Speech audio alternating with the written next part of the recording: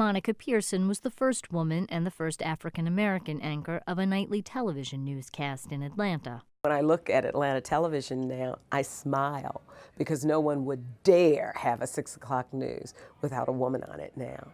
But in 1975, there were no women on the 6 o'clock news in Atlanta, no minorities on the 6 o'clock news in Atlanta anchoring. And that seems like yesterday, but I guess it really isn't. 38 years ago. WSB News Director Don Elliott Heald hired Monica to co-anchor with John Pruitt. John Pruitt was a jewel and still is. He's one of my dearest friends. He always supported me and always protected me. There was a lot I didn't hear because John cut it off at the path. And it was the same way with Don Elliott Heald. You know, everybody thought he was crazy to put me on the air. She established herself as an anchor who could provide insights to a story in her own way. I think what Monica really brings to the table more than anything else is transparency. She is who she is, and she's the same off camera as she is on camera. She's real people. And I think the viewer appreciates that. They see in her pieces of themselves. And when they look at her, they're looking at their neighbor, at their best friend, at their girlfriend. You know, it's a very real kind of communication. She was wonderful when she was live. She also brought perspective. So if there is a story that at the surface looked fairly innocent, but she could put behind it backstories that if this story went a different way, that it could be very, very interesting, impactful. I was really happy when I did a story on menopause before anyone else in the country had done it. And it won several awards nationally because it was something people didn't talk about. She earned a reputation as an interviewer who was comfortable with celebrities but could also break news. She went to Hawaii. We thought there'd be a chance that she could bump into Beverly Hall.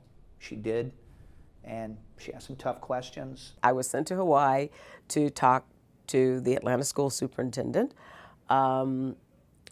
who was avoiding everyone because of the cheating scandal. And I don't like doing ambush.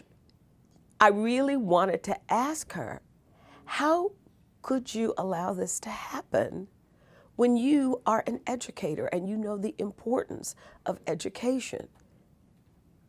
How? She credits her interviewing success to preparation.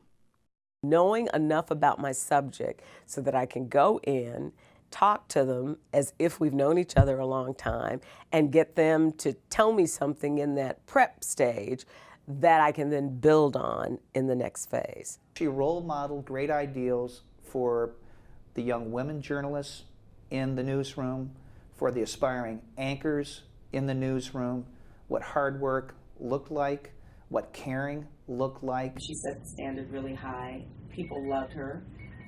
Continue to love her, always will, for, again, all the right reasons. I mean, she gave and gave and gave to the city, and just it was and is the perfect representation of Atlanta. Monica has been transformational for our organization.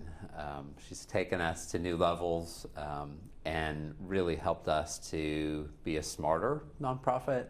She has taken it upon herself to really help us think more strategically just about our name and about our image in the community. I think she'd done the same thing at Families First. I love old people as much as I love first graders.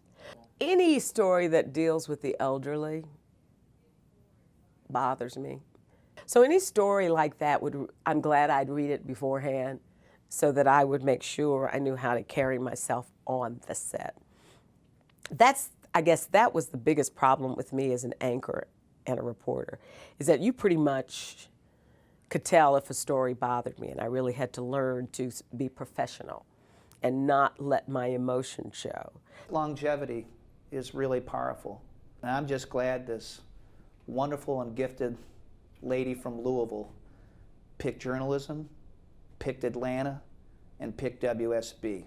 Because she could have done a lot of other things with her life and been successful, but she left a mark in journalism in this community. Monica Pearson, Atlanta Press Club, Hall of Fame.